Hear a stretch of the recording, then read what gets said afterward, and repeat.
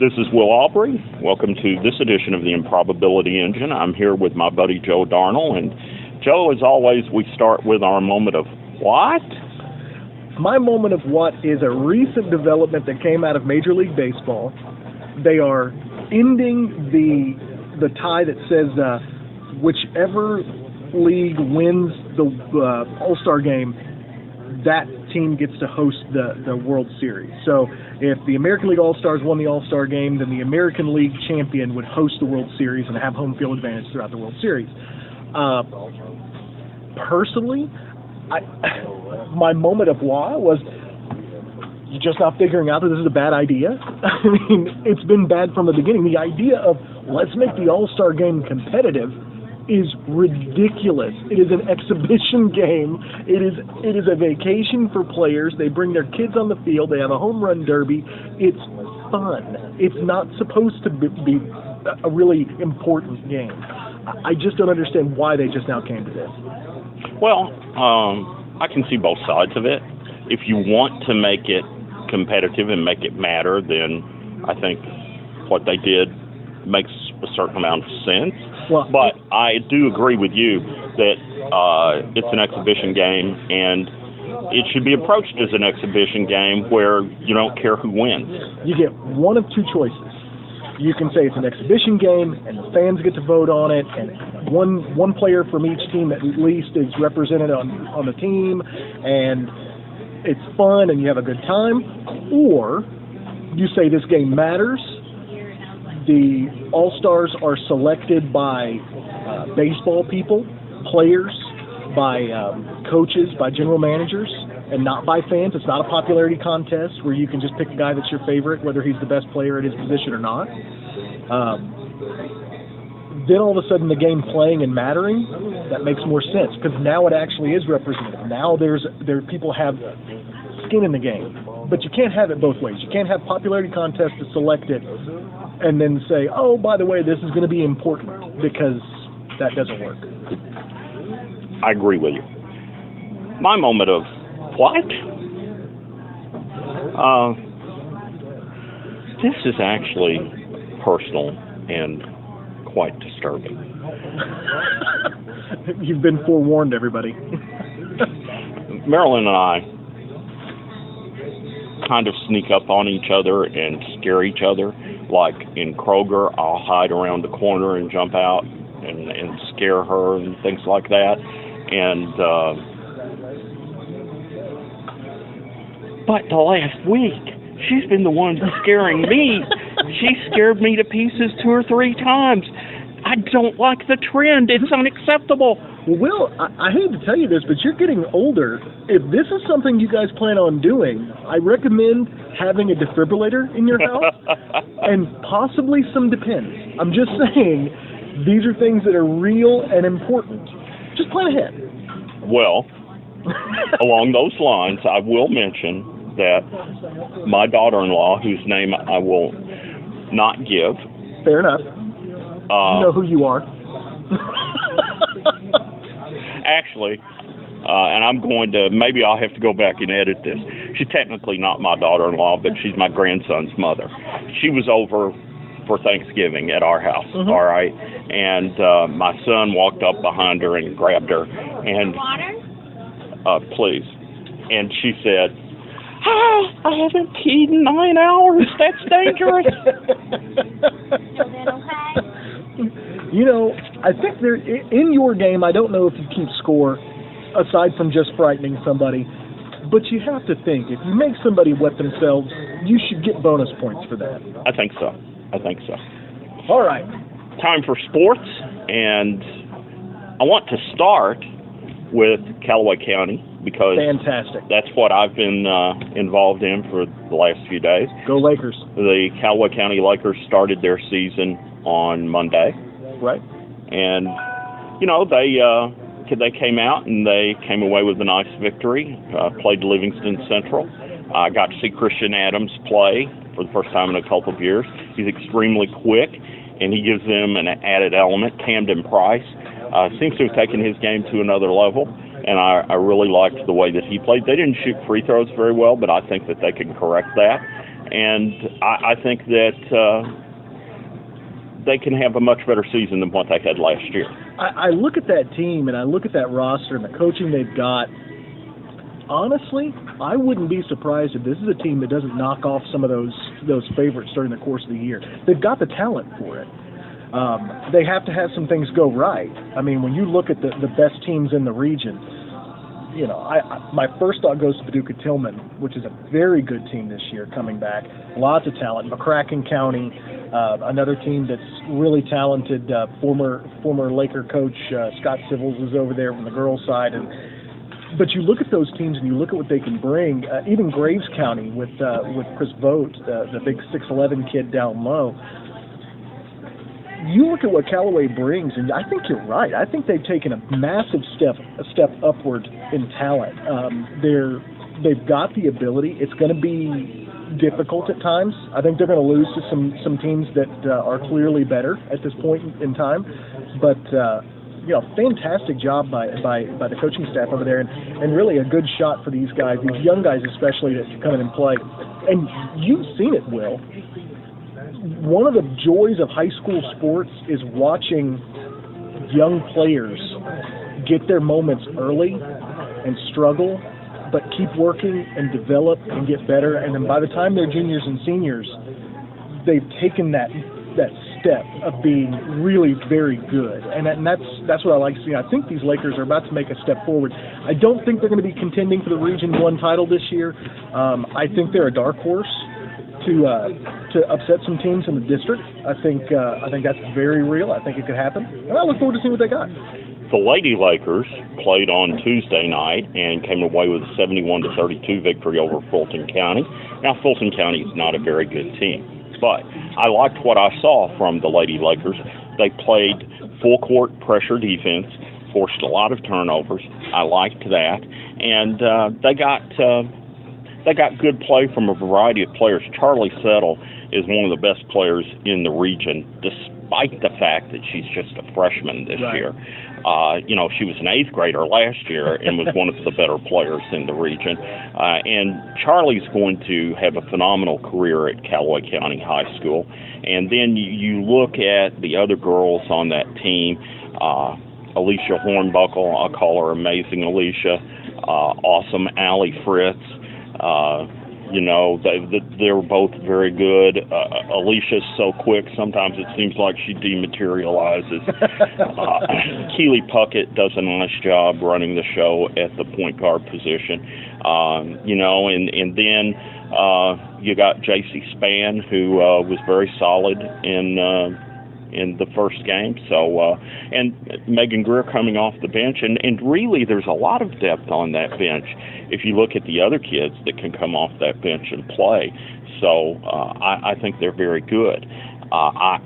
You know, people tell me that I wear rose-colored glasses. I think they have the talent to play with the better teams in the region this year. Whether they will beat them or not, who knows? But I think they have the talent to do it. I think they're at least 10 points better than they were at the end of last season. And they can get better as the season goes on. Absolutely. And, you know, the thing that's telling about that is if you can play with a team, you're going to beat some of them. It's just how that works. The trick is you can be an underdog. And I think a lot of people know this to be true. You know, if you're the underdog and you can keep it close, there comes a point in the game where the favorite starts to question things and the underdog starts to believe. I think if you've got the talent to play with a team, that's, you know, one of these top teams in the region, if you can play with them, you're going to win some of those games. And if things happen the way that we hope they do, that could mean winning a couple games in the regional tournament and possibly even getting to the championship game. I mean, that's not out of the question. Now, would it be tough to do? Of course it'd be tough to do. But if you're saying the talent's there, then I think that's something they should really be thinking about going into this. And I hope Laker fans come out and watch them, because I think that's going to be an interesting thing to see, is to watch them make that developmental step forward. And let me check the date here because I want to make sure that I get this right because something very special is coming up here in a couple of months. And I don't want to give anyone the wrong date on this, but I was really excited when I saw it yesterday. Avery Fields, who is the best player to ever play at Callaway County High School, will be here on February 3rd. They're retiring her jersey. And I've known Avery since she was like 9 years old. Her mother was an assistant coach for the Lady Racer basketball team at Murray State. And she had an older sister, Shamika Dial, that played at Callaway. Mm-hmm. And Avery was telling me when she was 9 that she was better than her older sister. And she was right. She did turn out to be. And I think she's the best to ever play at Callaway County High School. And I'm really excited about the opportunity to get to see her again. Marilyn and I, we get to know the girls, and they're like adopted granddaughters to us, and so in a way it's like a family reunion when we get to see them again. And that to me is what's really impressive about that. I mean, this is a young lady who came from Callaway County High School. She's been very good playing in the Big 12 at West Virginia, which is that's a tough conference for women's basketball. I mean, the travel is brutal. The teams are tough. There are some really talented teams in the Big 12, and this is a woman who's risen to those challenges, and that's really impressive. I would recommend anybody who goes out, go out and see it. Go out and celebrate that. That's something important that needs to be celebrated. I don't know what her future holds. Well, I'm not sure, but I look forward to talking to her. And, hopefully when I get to see her, we'll find that out. I know this. Avery will be a big success in whatever she chooses to do. Absolutely. And I think she's, I don't want to say because I'm not exactly sure what she's going to pursue, but we'll see. And I love Avery, and it'll be great to get to see her again. Well, I mean, she was named Big 12 honorable mention in 2014-2015. This is a player who's got skills, but more than that, there's a knowledge and understanding of the game, which is she's not going to play pro basketball. Well, she graduated a couple years ago. Right. So. No, the point is that I wouldn't rule out a coaching turn in her future. No, if she wanted to do that, I think she would be. Great at that. I mean, she's got an understanding of the game that few get, and I think that was my point on that one. She's incredibly talented. That's understood. But talent only gets you so far. Right. She's obviously developed her understanding of the game. She was just a great person, and is a great person too. I've heard stories about when she was playing in youth league, and she was so good that her team was going to win easily. Right. And so there were situations when they were winning by a huge margin, the other team would take a shot and miss. She would get the rebound and hand it to one of the girls on the other team so that she could make a shot. I mean, that shows you the kind of person that Avery is. And I think that's probably her greatest asset. That's the kind of thing you've got to have to be successful, especially, in whatever area she decides to go into in the rest of her life. That understanding and compassion for the other person, that's a big deal. And just a positive influence on people's lives. And proud to call her a Laker. That's absolutely. Moving right along, Murray State basketball is up next. And I interviewed DeMarcus Croker this morning. And it went well. I'm going to write a story about DeMarcus for the Racer Insider that's coming up. He's going to be on our cover. And he's a great player, extremely athletic, and an engaging fellow. And I asked him if he had a nickname, He said the guys on the team call him Jumpman. And I said, well, what I had thought of was the human highlight reel after Dominique Wilkins. He said, I heard that in high school. So, he dunked a basketball for the first time when he was in 6th grade. And Me too, but I was on a 6-foot goal. Yes, that doesn't count. That was on a regulation goal. Oh, okay. Well, that's far more impressive than mine. Yeah. Now I could dunk on a Junior Jordan goal now. I'm trying to tell you. Well, I don't know if I could or not. I have to limber up first. I've gotten old enough now where I'll pull something, try to goof off like that. Now you look at what Croker's done, and the thing that's impressed me about his transition into this Murray State program, he's shooting the ball so much better. It looks more natural leaving his hand. He might not ever be a 40% three-point shooter for his career, and I'm okay with that because he does so many other things that are impressive.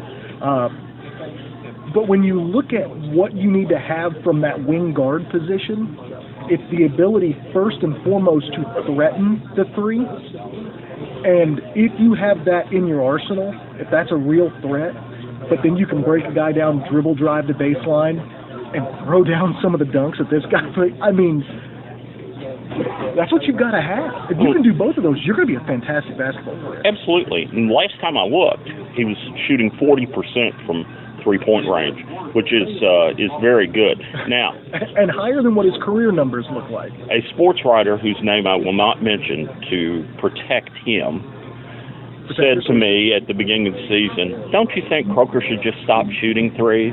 And I said, well, no, that would make him one-dimensional and very easy to guard.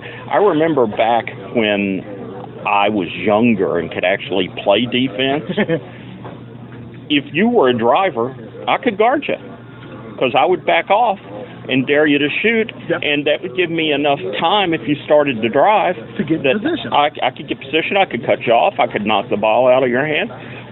If you were a shooter, I could guard you. Because I'll just stand out there and keep my hands up. Yeah. I could crowd you on the perimeter.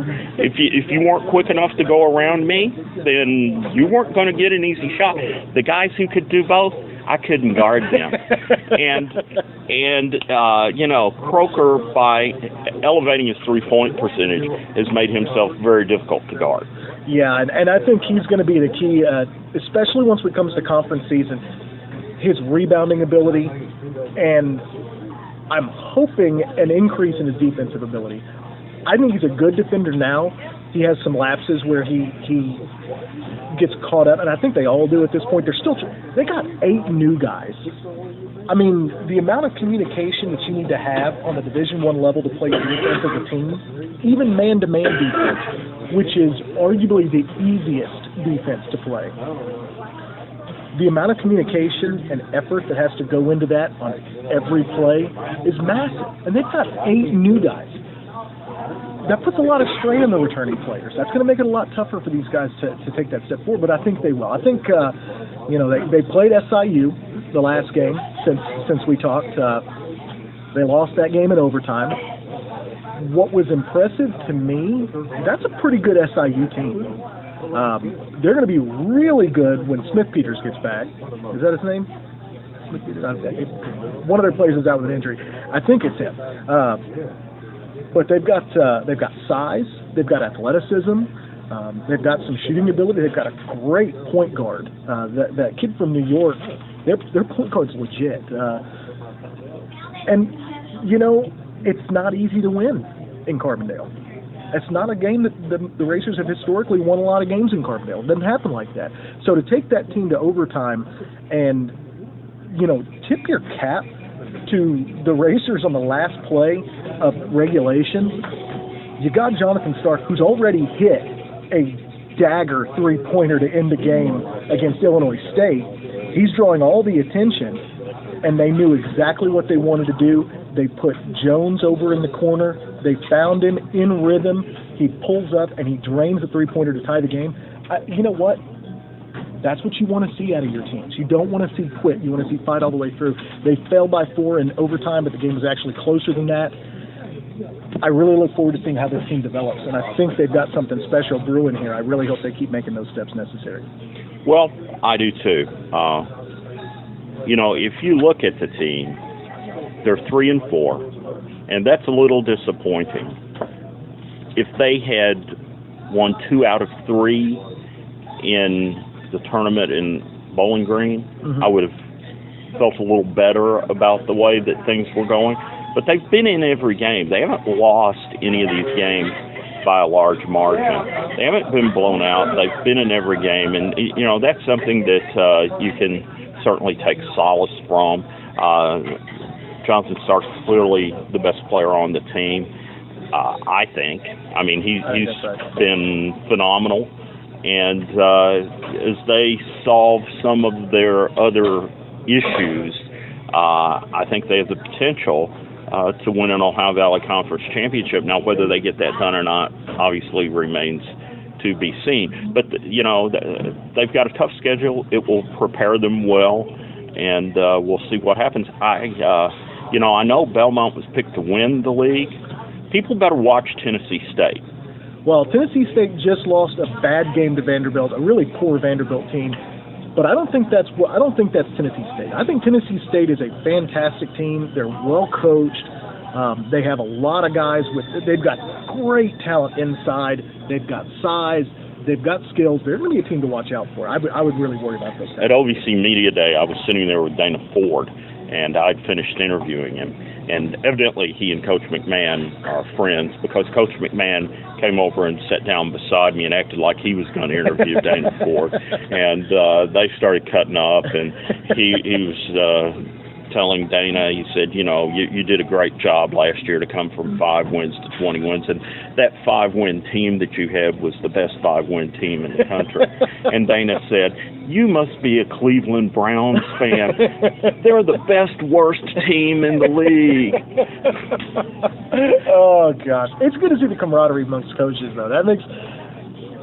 We as fans often get caught up in our own little bubble of, this is our team, and I don't like the other team. One of the best moments I ever had was the year that Murray State versus Tennessee State in the OVC championship game, and Jawan Long drove and scored. The year we had the long winning streak. I remember being out in the hallway and seeing Tennessee State's coach and some of their players, and having watched them play all year. Of course, the Tigers beat Murray State in Murray to stop the winning streak, and gave Murray all they wanted in the OVC championship game. I remember going up to their coach at the end, and I just had to shake his hand and tell him how well his team had performed, and how it was a testament to what they had done and how much I believed in what they were doing. And very gracious, very nice man. That team probably could have done something big in the NCAA tournament had they gotten the chance to do so. They had Robert Covington, who's still playing in the NBA. I mean, very, very tough team, and you like to see it whenever good things happen for your team, but every team is somebody's team. So it's kind of one of those things you have to kind of keep in mind. Let's wrap things up.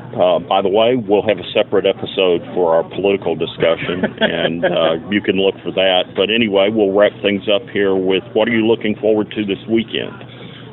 Well, honestly, I'm not sure. I want to see tonight's game. Dallas Cowboys playing tonight. They're the big story in the NFL. A team that only has one loss on the season, led by 2 rookies. They're playing again tonight against the Vikings. That's going to be really interesting.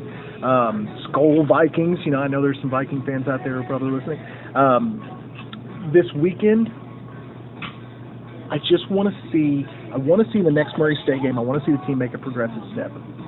I just want to see that somewhere. Rebounding, defense, somewhere. I think if they can start doing it incrementally, I think by the time we come back in January and we're talking about the conference playing, I think we'll see a very different Murray State team. I'm looking forward to the same thing, that game against Detroit on Saturday night. Now, I'll miss the first half because I have a Callaway County basketball game that afternoon. It starts at 6, but I'll be there for the second half, and hopefully the Racers can play well and come away with a big victory. That's what I'm hoping for. Me too. That brings to a close this edition of the Improbability Engine.